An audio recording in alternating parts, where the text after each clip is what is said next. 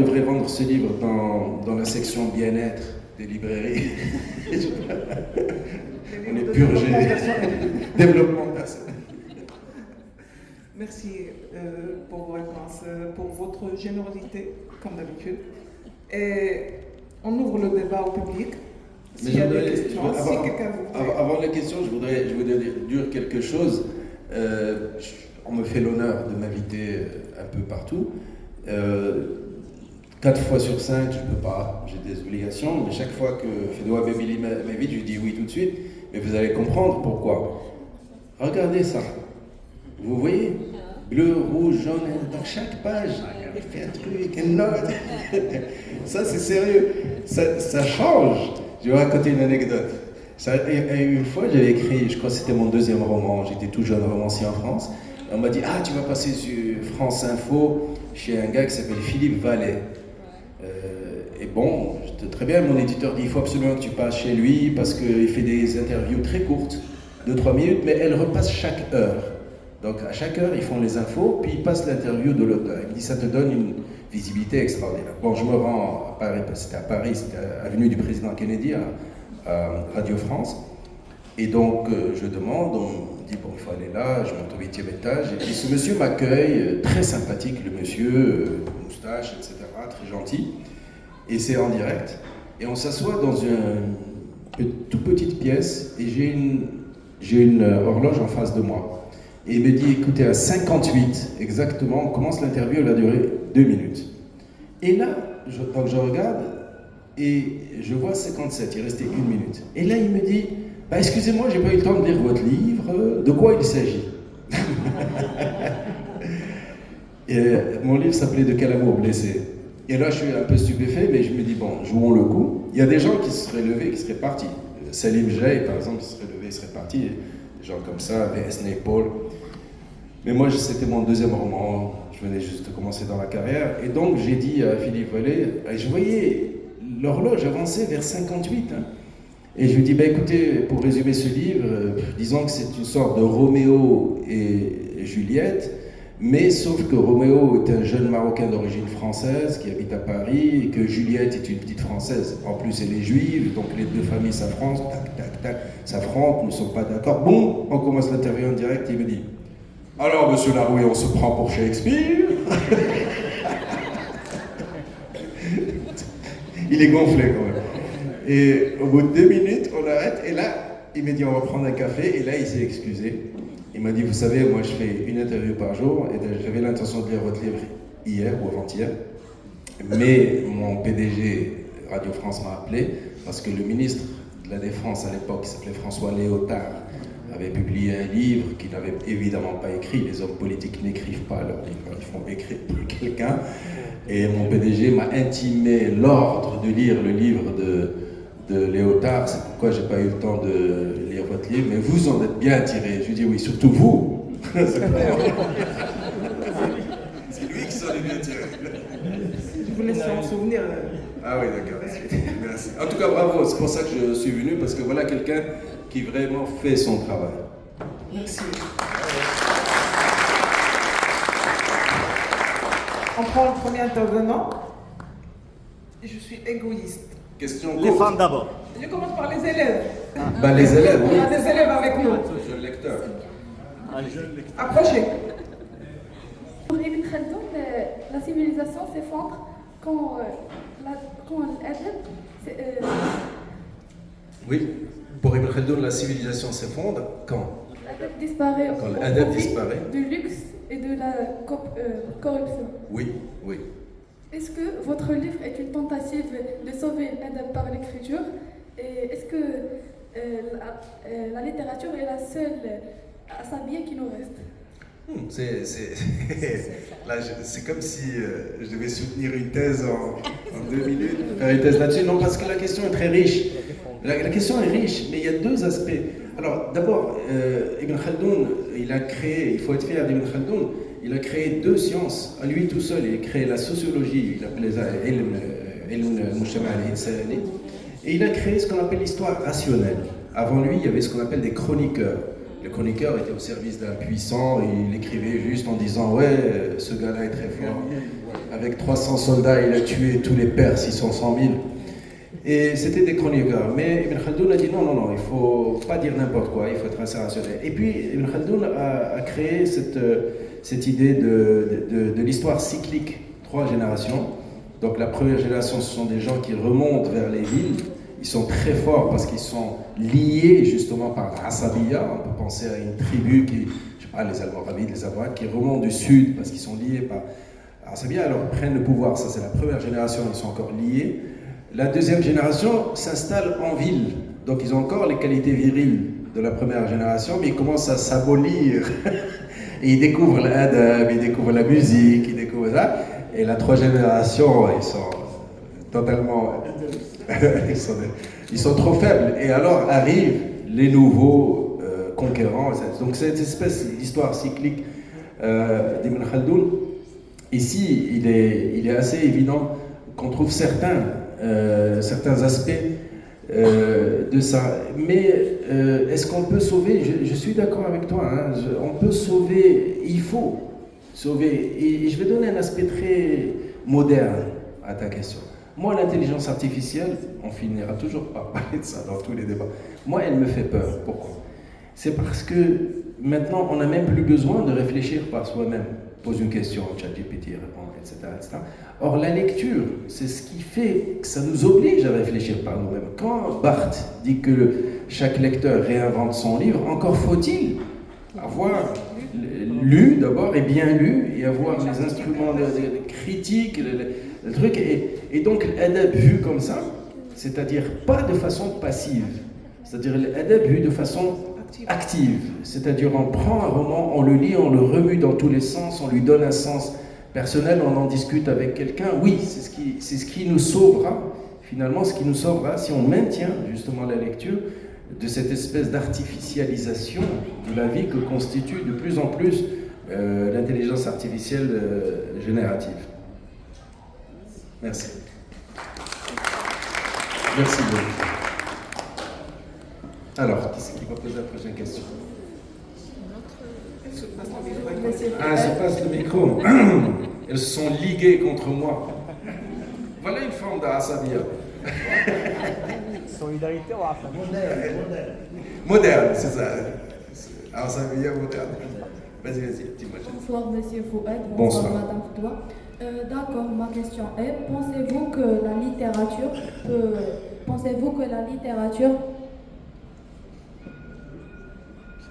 Rappelle-toi de ta question.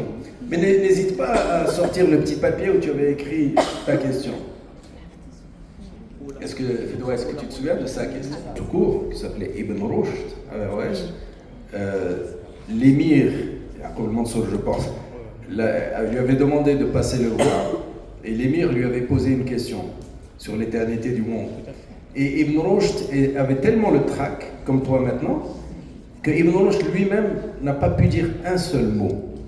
Heureusement, l'émir était un homme extrêmement intelligent, donc il lui a offert une belle cape, et il lui a offert un cheval, et il lui a demandé de revenir le voir. Et Ibn Rushd est revenu le voir, et c'est là qu'il a commencé sa collaboration avec l'émir, qu'il a écrit les commentaires d'Aristote, le petit, le moyen, le grand commentaire. Il a fini par écrire Tahafut, Fasl al-Maqal, tous les grands. Donc ne t'en fais pas. Même les gens les plus intelligents, les plus forts comme Ibn Rushd, un jour ils ont eu le trac, ils n'ont pas pu dire un seul mot.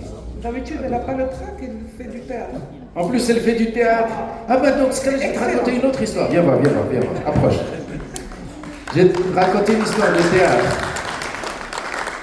Alors, dans les années, au début du siècle dernier, la plus grande comédienne française s'appelait Sarah Bernhardt. C'était la plus grande, tout le monde s'extasiait devant Sarah Bernhardt. Et un jour, il y a une petite comédienne qui commençait dans la vie, qui parlait avec Sarah Bernhardt. Elle dit, vous savez, moi, je n'ai jamais le trac. Et Sarah Bernhardt, elle l'a regardée, elle dit, mademoiselle, quand vous aurez du talent, vous aurez du trac.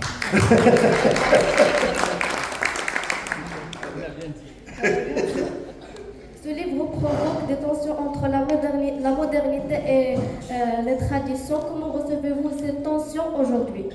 Alors cette tension aujourd'hui existe toujours, mais de façon moins violente qu'avant. C'est-à-dire quand les Français sont arrivés au Maroc en 1912, ils sont restés 44 ans jusqu'en 1956, là on a dû faire 3 siècles en 3 décennies. C'est-à-dire ce que les Français, l'évolution qu'ils avaient fait en 3 siècles pour passer d'une société archaïque à une société moderne, nous on a imposé, je ne porte pas de jugement, mais on nous a imposé de faire en 3 ou 4 décennies.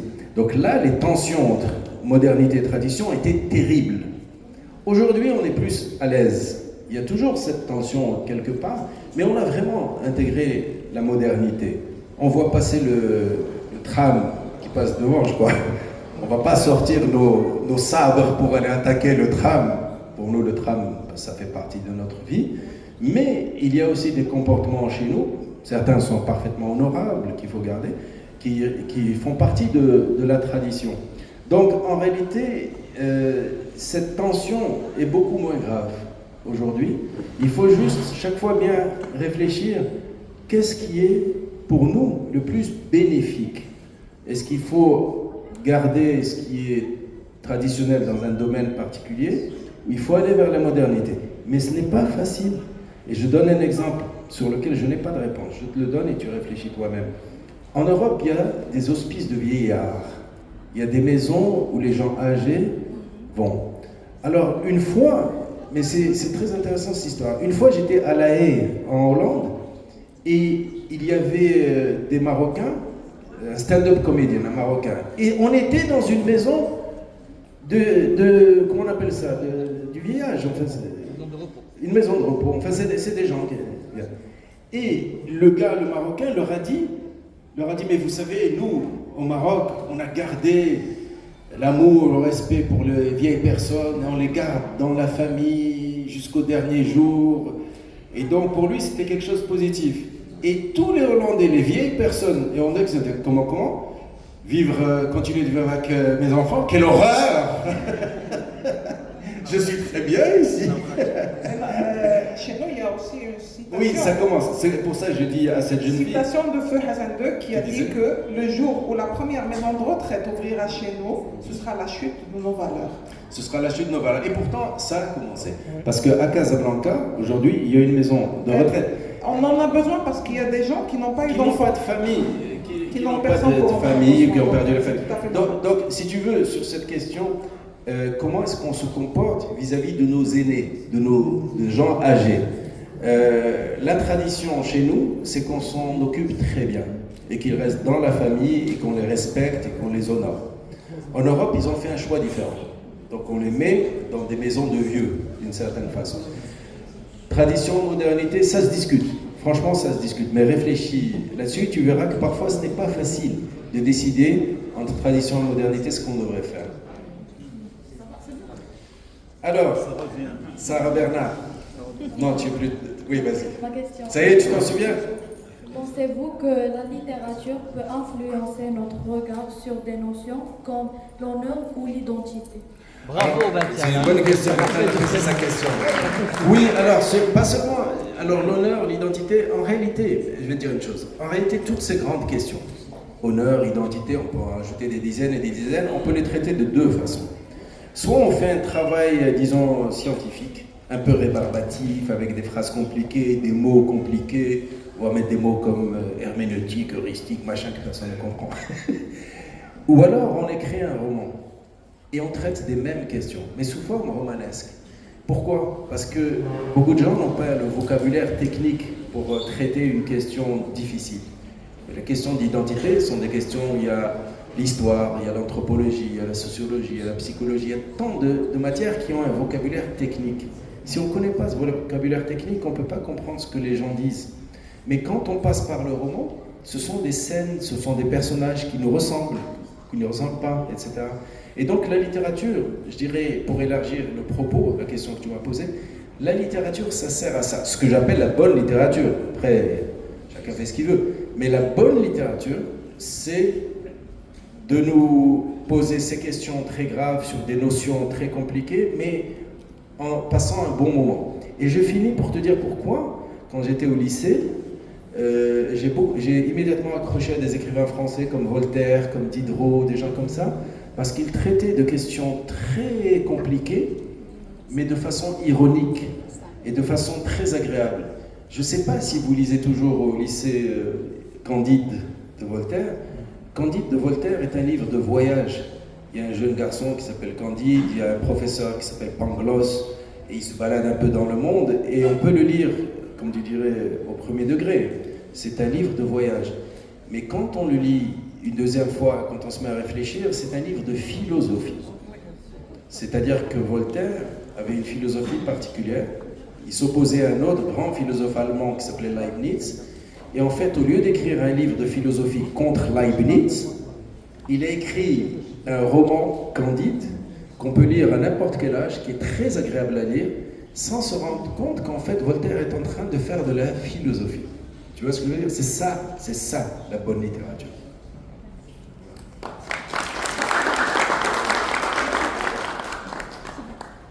Bonjour, je vous donne une question. Est-ce que, d'après vous, votre roman a pris un beau temps pour l'écrire? Est-ce que j'ai pris beaucoup de temps pour écrire ce livre? Oui, alors, comme j'ai dit, j'ai écrit ce livre en deux phases. La première, j'ai fait beaucoup de recherches, et là, c'était vraiment un an de travail, très dur. La partie romanesque, j'ai la chance, c'est juste une chance, pas particulier, mais j'ai la chance d'écrire assez vite. C'est-à-dire, une fois que j'ai une idée, que je vois où c'est que je veux aller, j'écris assez vite, heureusement, parce que sinon je ne pourrais pas être à la fois professeur et écrivain, il faudrait faire un choix, mais j'ai cette chance. Donc ma réponse est double. La partie scientifique, documentaire, où j'ai recherché l'histoire de la Tabourida, la signification, le rapport avec le cheval, ça m'a pris beaucoup de temps, parce que j'ai dû moi-même apprendre beaucoup pour pouvoir expliquer. Si on ne comprend pas de quoi on parle, c'est même pas la peine de commencer. Mais la partie où je me suis amusé, où j'ai mis en scène Arsalom, où je l'ai imaginé à Zmemra, je l'ai imaginé à Jdida, je l'ai imaginé avec sa grosse voiture, une Cadillac rouge, ça je me suis amusé parce que ça m'a permis ensuite de faire toute une dissertation sur le sens de la voiture aux États-Unis, qui a un tout autre sens sociologique que la voiture chez nous, etc. Quand je l'ai imaginé avec son cigare, en train d'empuantir tout un histoire, ça m'amusait d'écrire ça. Donc ça, je l'ai écrit vite. Voilà. Merci beaucoup. Bonsoir, monsieur Fouad. Et en général, il faut se présenter. Dis-moi, comment tu t'appelles? C'est marrant parce que quand on dit aux gens, et c'est au Maroc, ils réfléchissent avant de dire. Parce qu'en France, ou aux Pays-Bas, ou n'importe où, on dit comment tu t'appelles? Tu dis, je m'appelle Jean-Pierre. Au Maroc, tu dis, je suis Smith qui dit, on dirait qu'il cherche. Parce que les autres leur soufflent leur langue. Les autres, oui, c'est peut-être ça. Ça ne fait pas partie de nos réflexes. C'est fort possible. Alors, dis-moi comment tu t'appelles. Sans hésiter, tu sais comment tu t'appelles.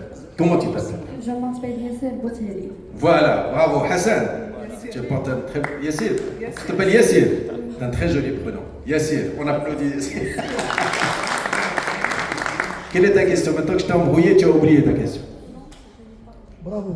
Il est dur. Oui. Il tient son terrain. Hein. Stand your ground. Vas-y, parle dans le micro qu'on t'entend. Quelle est l'émotion qui vous a précédé quand vous avez écrit votre roman? Alors, quelle est l'émotion que m'apporte un livre, en général en tant que lecteur ou en tant qu'écrivain? En tant qu'écrivain. En tant qu'écrivain. Alors, c'est très important, ta question est très importante, je vais te dire exactement pourquoi. Quand il y a un livre quelque part, il faut qu'il y ait deux choses, le plaisir d'écriture et le plaisir de lecture, les deux. Sinon, on ne peut pas faire de la bonne littérature. Le plaisir d'écriture, c'est l'écrivain. C'est lui qui ressent le plaisir d'écriture. Le plaisir de lecture, c'est le lecteur. Et donc, l'écrivain doit viser le plaisir de lecture, puisque l'écrivain, finalement, il a en face de lui un lecteur, mais il est très important que lui-même qu'il se fasse plaisir. Parce que quelqu'un qui souffre, qui transpire, qui a des insomnies, qui est malheureux dans l'écriture, j'en connais, collègues qui me disent ça, je me demande pourquoi tu écris.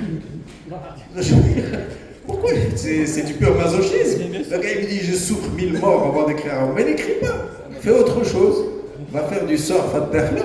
Pourquoi tu veux nous embêter avec... Bon bref.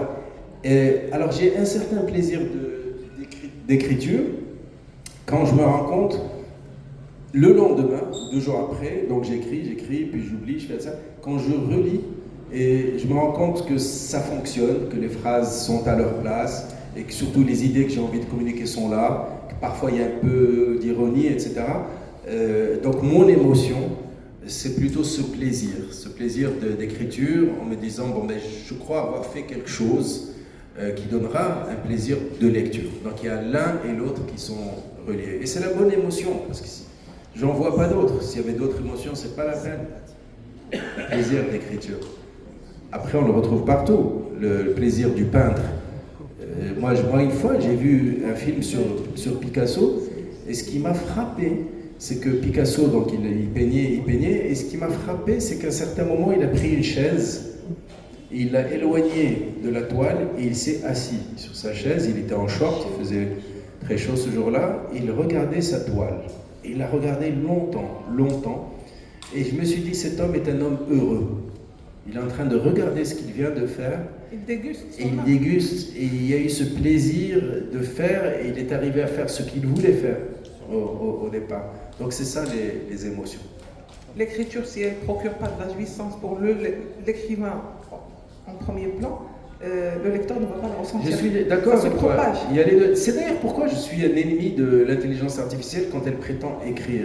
Il y a des gens qui me disent, il y a quelqu'un, mon frère par exemple, il aime beaucoup l'intelligence artificielle, et un jour il y a quelqu'un qui m'a dit, voilà, j'ai donné 6 ou 7 mots que toi tu utilises très souvent dans tes livres. Paraît-il que l'adjectif idoine, j'utilise très souvent, il paraît que peu de gens l'utilisent, mais j'adore ça.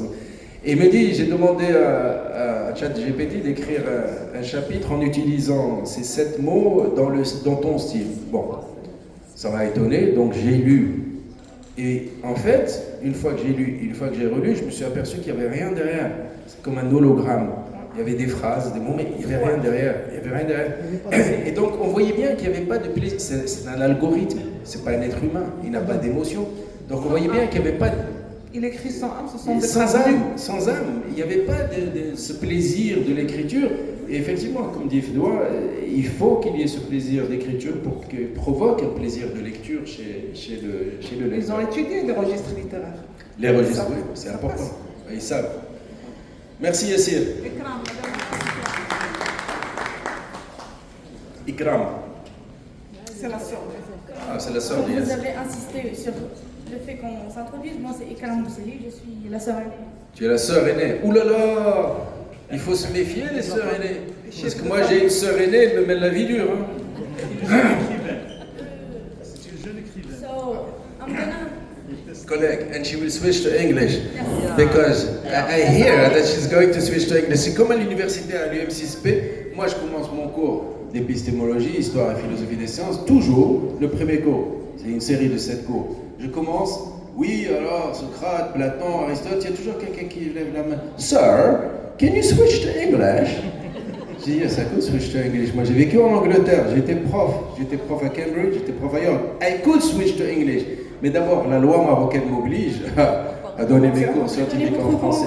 No, it's okay, just speak English. So I'm gonna speak in English because I express myself better. Though I do not expect you to remember me, we met about 4 years ago. 4 years ago? Were you born 4 years ago? I was there. I was also in like 8th C'était ton grade. When you introduced your book, Un Yes. plaidoyer pour les Arabes, Plaidoyer pour les Arabes. you signed my notebook. You signed my notebook. What did I write? Patience, il faut savoir attendre. C'est ce que j'ai écrit.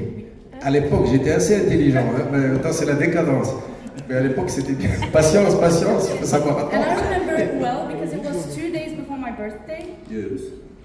And so my question is, you insisted on not using the word fantasia in your book. Yes. Yes. But my question is, why is it present in the title? In the title, Yes. I'll Was answer. it like to attract the attention of someone, or was it to mock a word that is a stranger to our language? Since I understand. You have asked, it's a very interesting question. I will answer in English because you asked the question in English. You have asked the question and then you made some hypotheses. You made 2 hypotheses. Okay, it has to do with my publisher. In fact, the title of a novel is always a negotiation between the writer and the publisher. Because the publisher is a businessman. the publisher wants to sell the book, and he knows how important the title is. So when I was in Paris having wonderful lunch with my publisher, Bernard Barrault, I had another title, D'un crime commis par des centaures. And he told me, no, that's not the good title, so we discussed. And it became La Vie, l'honneur, la Tbourida. And he told me, you cannot put Tbourida on the title because the French don't know the word. And if it's somewhere on some shelf or somewhere in a bookshop, the people are going to read Tbourida, they will not buy the book because they don't know what it's about. But Fantasia is something that the French know. And so it was the product of a negotiation between the producer and the writer. And you have to understand one thing. A book is written by a person, the writer, but the rest, what they call the or le péritexte, which is this, for instance. It's not the writer, it's the publisher. The title, it's not the writer, it's the publisher. So the publisher is very important. And to conclude, there are very few good publishers in Morocco, alas, because they don't understand how important the péritexte is, most of them. Well, Thank you for your answer. Hey, but now I am going to ask you a question. Why are you speaking in English with me? You should speak French.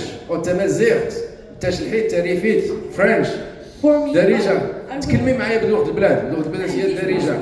أجي واش تتكلمي بالعربية بعدا؟ تتكلمي بالعربية؟ ضروري طرحي لي الأسئلة بالعربية. سؤال نفسه. دوكا ليا اون بلوس شو ما عليك. Là, je plaisante. Ikram, merci beaucoup, je plaisante. J'ai juste pour t'embêter un peu.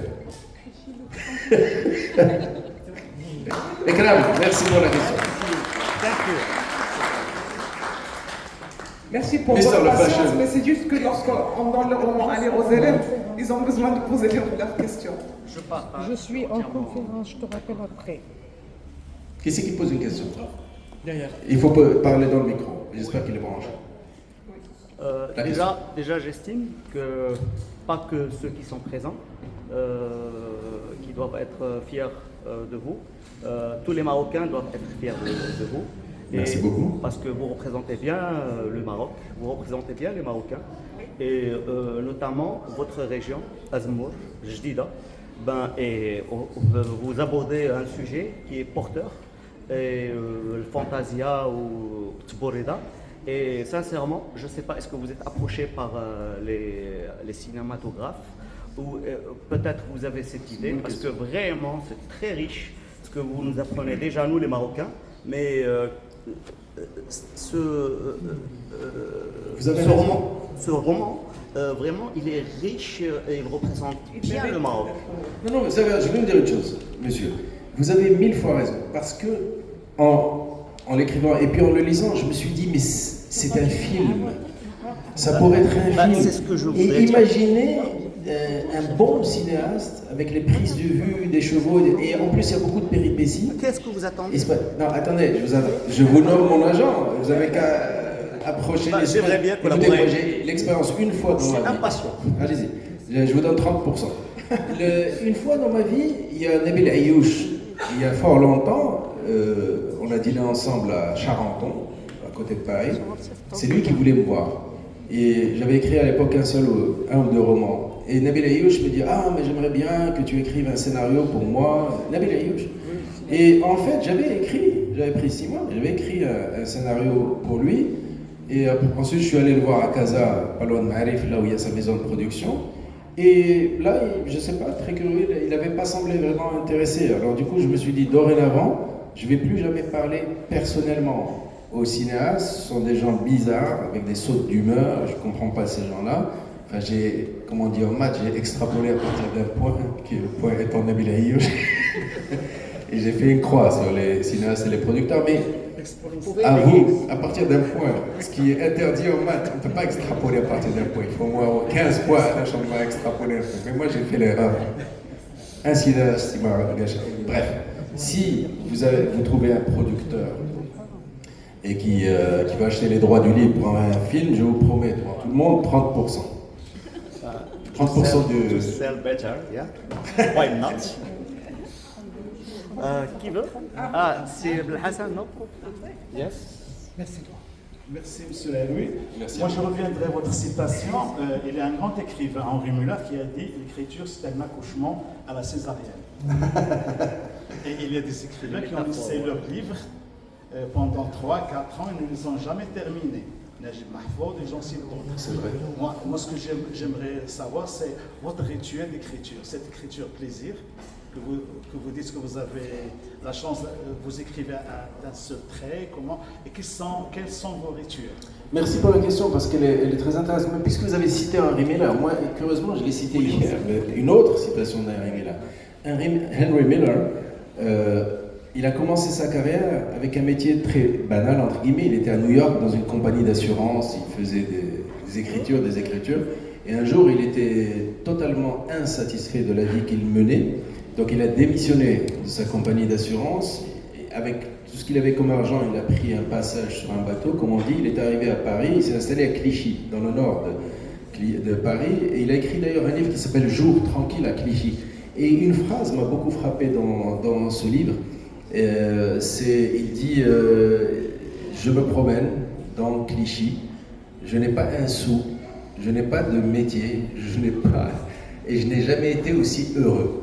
Et cette phrase m'a beaucoup frappé parce que c'est cet homme, comme Paul Gauguin d'ailleurs avant lui, qui avait tout laissé tomber pour se consacrer à son art.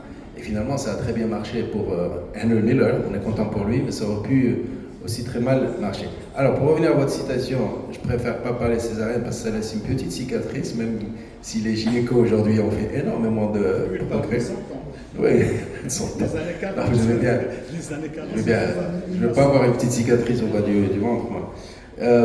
Mais le rituel, vous avez raison de parler de rituel. Beaucoup d'écrivains ont des rituels extrêmement précis, codifiés, ce que je trouve remarquable. J'ai pas vraiment de rituel, mais j'ai une espèce, je vais vous le décrire.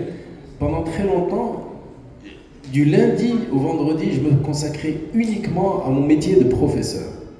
J'étais professeur aux Pays-Bas, j'étais en Angleterre, à un moment j'étais en France, peu importe. Mais du lundi, parce que professeur en Europe, c'est très compétitif.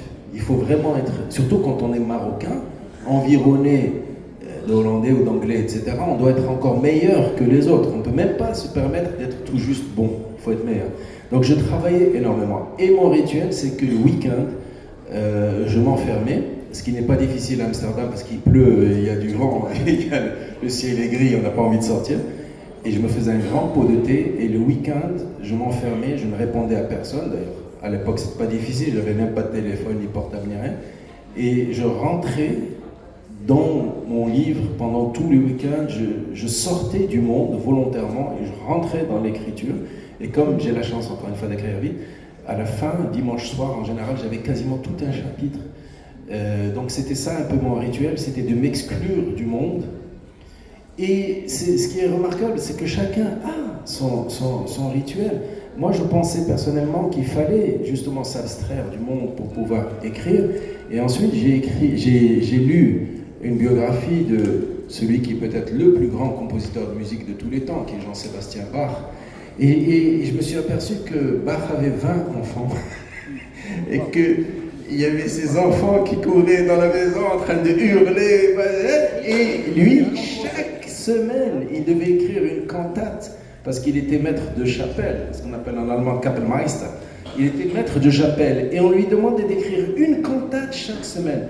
Et il faut imaginer Jean-Sébastien Bach qui se met dans un coin avec une espèce de plume, avec du papier où écrire. Il est en train, et puis les enfants qui crient, qui se battent, qui jettent des choses, et lui il écrivait, et ça devenait ce qu'il y a de plus beau en musique, c'est une cantate de Jean-Sébastien Bach. Et donc chacun a son truc. Voilà. Il y a un monsieur avec un très beau chapeau. Dites-moi, il y a quelqu'un qui a oublié, soit c'est un cadeau et je le prends, soit quelqu'un qui a oublié une espèce de couvre-chef là-bas, noir, un truc de Amazir, un truc noir avec le truc. Allah yarham Mariam. Ah ben là, il parle de ma maman. Oui. Parce que ça va mieux. Premièrement, deuxièmement, votre écriture elle est interdisciplinaire. Oui. Et le fait qu'il est interdisciplinaire, ça me rappelle la citadinité. la citadinité, la bédouinité, je l'ai il est reflété dans j'ai pas lu votre. Mais ça viendra. Mais, Inch'Allah. Et comme dirait si Youssef, moi je le vois en film. Oui. Mais ça me rappelle, si vous me permettez, ça me rappelle le film de Mon oncle d'Amérique, de René, avec Henri Laborie. Oui, mais attendez, ça s'appelle pas. Oui, c'est le film avec Henri Laborit, le savant, qui a écrit un livre extraordinaire. C'est mon professeur. C'est votre professeur Henri Laborit. Non, alors il faut que j'explique à ceux qui ne connaissent pas. Henri Laborit est un savant français qui a écrit un livre extraordinaire qui s'appelle Éloge de la fuite, et dans laquelle il se pose une seule question. Tous les animaux, sans exception, quand ils sont attaqués ou quand ils ont peur, etc., le premier réflexe, c'est de fuir. L'homme est le seul animal, si j'ose dire, assez stupide pour ne pas fuir.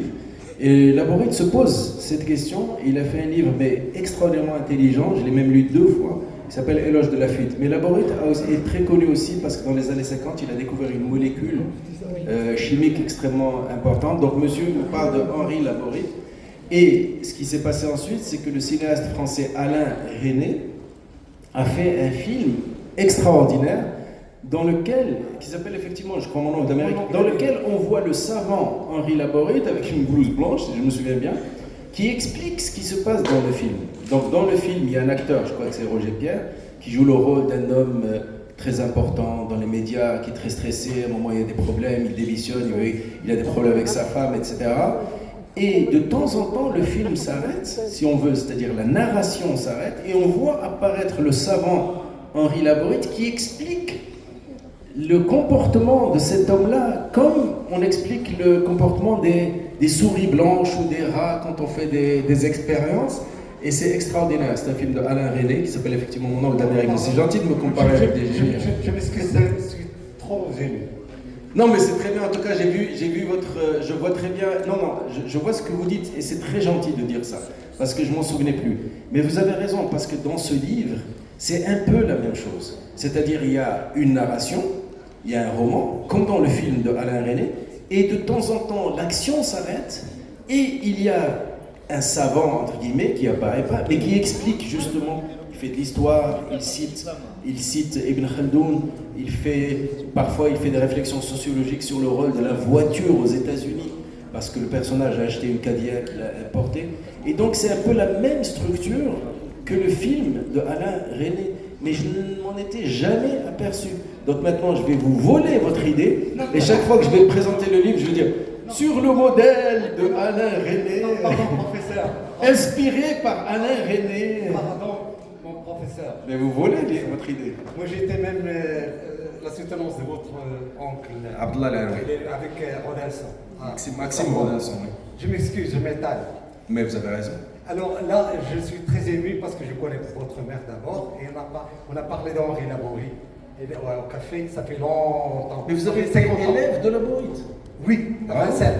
Il lui a validé le module sans passer l'examen, parce qu'il a réussi l'interrogatoire oral. La camisole biochimique. Et les pharmaciens. Non, attendez. Je sais qu'il est pharmacien. Non, et je vous ai passé sans bonjour le matin. Je vous ai dit, je vous passe le bonjour. Il a failli ne pas venir. Je connais votre frère. Pas aujourd'hui, samedi matin. Vous êtes C'était samedi matin. Non, ce matin, je l'ai croisé. Je l'ai croisé ce matin. Surtout ne vous excusez pas. Parce que. C'est excuse, s'accuse. Non, vous excusez pas. Parce que vous m'avez remis en mémoire ce film Resnais et Henri Laborit, son livre qui s'appelle Éloge de la fuite, dont je viens de faire la pub. Vous m'avez remis en mémoire ça. Et moi, je voyais pas. Je viens de voir le rapport. Et donc, surtout, ne vous excusez pas parce que vous m'avez vraiment appris quelque chose sans même poser de questions. Merci beaucoup. Hein. Merci beaucoup. Vraiment. Merci beaucoup. Merci beaucoup. Après toi.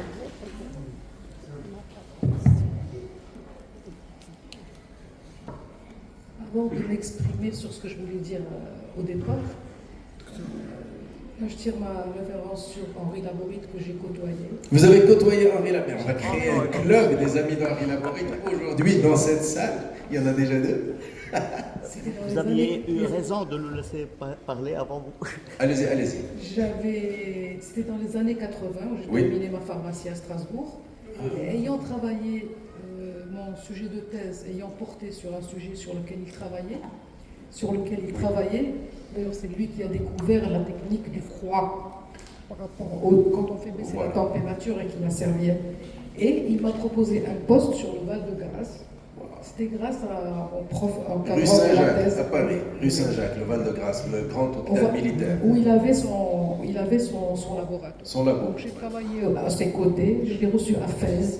Il est venu chez nous, Henri. Il est venu à Fès exactement à la période, je ne sais pas si vous vous souvenez, où il y avait une grève au niveau de l'ONCF qui était affreuse. Je ne sais pas si vous étiez au Maroc. Vous êtes allé à pied avec la Laborie de Rabat à Fès? Non, je les ai reçus sur Fès. Il était avec sa compagne, qui sont venus. Je les ai rencontrés au Palais Jamé et j'ai fait la Médina avec eux. Et c'était à l'époque, je me suis déplacée avec le train parce que je ne conduisais pas. Je venais de rentrer de Strasbourg. Et c'était les militaires qui conduisaient les trains à l'époque.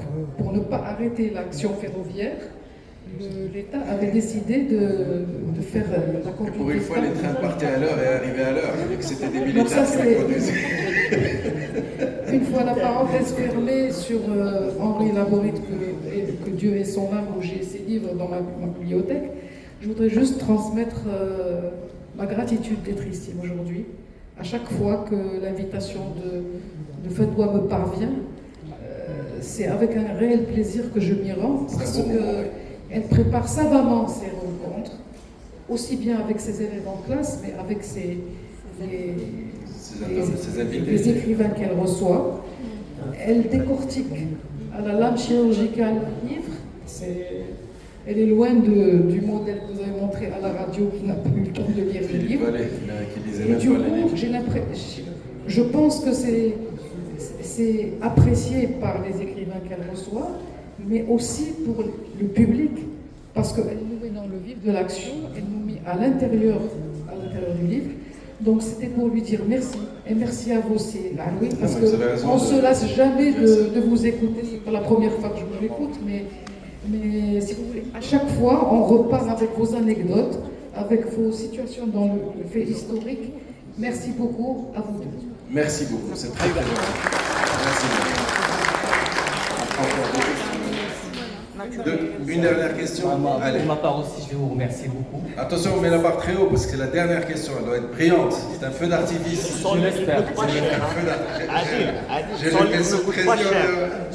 Je l'espère. En tout cas, je vous remercie beaucoup de m'avoir fait vivre ces moments agréables. Merci. On parle de patrimoine, de fantasia, qui fait partie de notre culture, patrimoine immatériel. Et puisqu'on est dans un patrimoine matériel, dans un endroit historique, je remercie aussi mon ami Fedwa Babili de nous avoir offert ces moments, ces jolis moments. Micro. J'avais aussi une question à vous poser, mais j'avais la réponse, mais vous l'avez confirmé, c'est le nom. Vous n'avez pas utilisé Fantasia de tout votre discours. J'ai pas utilisé quoi? Fantasia. Ah, le mot Fantasia. Vous parlez de Timor-Leste. C'est juste le titre. C'est grâce à. J'étais sûr que c'était l'éditeur, mais je voulais la confirmation. Je l'ai lu. Parce que je connais quelqu'un qui s'appelle Jalil Benani, un psychiatre. Le psychiatre, Jalil Benani, bien sûr, c'est un psychiatre écrivain, et c'est un homme de culture, et c'est quelqu'un pour qui j'ai beaucoup d'admiration, Jalil Benani. Il a un livre qui s'appelle Les djinns à la psychanalyse. Oui. Et qui a été traduit en italien. Ouais. Je l'ai vu une fois quelque part dans un salon, je lui ai posé la question. Pourquoi on l'a traduit en italien, et en français, en arabe, en anglais? Est-ce qu'il y a une demande d'avant? Il a dit non, c'est l'éditeur qui a voulu le traduire, c'est lui qui a d'autres informations qui sont liées à ça. Donc j'ai compris que c'était. Non, mais on sous-estime le rôle positif ou négatif de l'éditeur. Je vais vous donner un exemple, parce qu'en ce moment, je suis au salon du livre à Rabat, et j'ai une activité, si vous regardez le programme, j'ai un débat mercredi sur la question linguistique. Or, j'ai écrit un livre en 2010 qui s'appelle Le drame linguistique marocain. Et l'éditeur qui l'a publié à Casablanca, il en a imprimé, je ne sais pas, 2000, 2500, et ça s'est vendu très vite, parce que la question linguistique intéresse beaucoup de monde, et c'est une étude scientifique de la question linguistique, donc beaucoup de professeurs. Ce livre que vous avez, madame, bravo. Vous pouvez agiter le livre, le brandir. Alors, ce livre-là, publié en 2010, déjà en 2012, il était épuisé, on ne trouvait plus. Et depuis 2012, je n'arrête pas de trouver des professeurs, des enseignants, des étudiants qui me disent « mais je cherche désespérément ton livre ou votre livre, je ne le trouve pas ». Et je le disais constamment à l'éditeur. Mais l'éditeur n'a jamais pris la peine jusqu'à cette année où il s'est trouvé quelqu'un qui, à l'origine, n'est même pas d'ailleurs un éditeur, mais qui m'a dit « écoute, je vais me transformer en éditeur parce qu'il faut que ce livre existe ». Et donc je l'ai signé samedi, je crois, sur le stand Soch Press du Salon du Livre. Et ça a très bien marché. Il y a beaucoup de gens qui passaient et disaient « enfin, il est réédité ». Donc vous voyez le rôle fondamental de l'éditeur, en bien ou en mal. À Paris, moi j'ai eu la chance d'avoir eu pendant plusieurs décennies un éditeur formidable, Bernard Barrault, que j'ai suivi de Julia à ailleurs. Je connais je connais des gens au Maroc qui ont d'excellents manuscrits ou tapuscrits, etc. Mais ils n'arrivent pas à trouver le bon éditeur, c'est-à-dire quelqu'un qui le lit avec attention, qui en parle avec eux, qui modifie, qui fasse un travail d'éditeur et qui ensuite le publie, qui se battent pour qu'on en parle et tout. Il y a beaucoup de talents littéraires qui se perdent dans notre pays parce qu'ils ne trouvent pas le bon éditeur. Vous avez bien fait de le rappeler et je suis d'accord avec vous. Mais là, j'ai un petit reproche amical. Faites-moi je suis venu aujourd'hui pour acheter le livre. Et pour la celui-là, je vous donne rendez-vous. D'abord, laissez-le finir son reproche amical. Et ensuite, on va réagir, vous et moi. Moi, j'ai la solution. Allez-y, je vais le dire, mea culpa, mea culpa. Non, ça m'a donné envie de le lire. Pas le lire. Ça m'a inspiré une question qui me préoccupe depuis que vous avez commencé à parler de votre livre. Une question. Et qui me tripe plus. Vous parlez de Seba qui est venu et qui s'est rapproché à 2 mètres de la tribune d'honneur pour tirer une seule balle. Ouais. Il y avait 15 personnes, il n'y avait pas de munitions. Une seule balle. Ouais. Les 15 ont tiré juste. Non, il y a tout une le monde qui a est tiré. juste. J'ai compris. Tout le monde a tiré au même moment. Et 14 à blanc. Pour qu'une balle touche à nous, comme vous l'avez appelé, Arsène. Ce n'était pas un crime prémédité par hasard. C'est le crime le plus prémédité qu'on puisse imaginer. Totalement prémédité, mais il est prémédité par un groupe. Or, dans la modernité juridique, ça n'existe pas. On ne peut pas dire le groupe l'a tué. Il faut trouver la personne qui l'a tué. C'est pour ça que je dis qu'il y a une tension là aussi, une tradition de modernité. La tribu l'a tué, mais la justice moderne dit qui l'a tué. Donc tout le monde a vu la tribu le tuer. Pour déguiser une exécution, c'est-à-dire même une sentence du tribunal. C'est-à-dire c'est la communauté qui a décidé de le... Je dirais qu'ils sont intelligents. Ils ont bien réfléchi pour se venger de monsieur qui leur a créé beaucoup de problèmes durant toute une... En plus, c'est une intelligence collective. Vous voyez, parfois l'intelligence collective est supérieure. Merci beaucoup. C'est un honneur de vous. Merci à tous. Merci d'être venus. Ah oui, juste un détail pour répondre à cette question. Fedoua va répondre. Non, mais Fedoua va dire pourquoi le livre n'était Pourquoi pas là. le livre? Moi, je vous Pourquoi on donne n'a pas le rendez-vous. livre?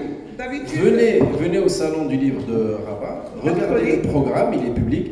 Mercredi, j'ai une discussion avec des gens très intéressants, Delis Xikes, 2 autres personnes, sur la question linguistique. Et ensuite, je fais une séance de dédicace. Donc vous pourrez aller à Rabat, pas demain, mardi, mercredi, au salon du livre. Vous allez au stand Soch Press, ils ont le livre, vous pouvez l'acheter. Et vous me l'apportez et je vous le signe, c'est promis. Maintenant, on fait donc. La couture, juste un instant s'il vous plaît. Dans l'après-midi, mercredi, je pense. Mais c'est dans le programme. Je pense que vers les 13-14 heures, je serai disponible. De coutume, on apporte toujours. C'est au début tout est dans le programme. Regardez le programme du salon du livre, tout est bien indiqué. Vas-y. Monsieur Hidji, de coutume, on avertit les librairies qui ont le livre, ils nous envoient un agent avec un nombre de livres. Pas seulement ce livre, mais d'habitude, on nous ramène tous les livres, comme ce qu'on a fait avec Traversé avant et tout. Mais là, ils se sont excusés parce qu'ils ont dit qu'ils n'ont pas d'agent disponible à cause du ciel. Tous les agents sont occupés, ils ne peuvent envoyer personne. On a contacté Livre Service, Karina Edimna et Elfia, les 3 grandes librairies de Rabat, tout le monde s'est excusé. De 1, de 2, il y a un plus dans le livre dont on n'a pas parlé, c'est qu'il y a une belle partie pour les adeptes et ceux qui adorent la sémiologie, l'étymologie, la confrontation des termes et leur étymologie. Il y a une belle confrontation de Fantasia avec Tboreda. Et pourquoi Tboreda et non pas Fantasia?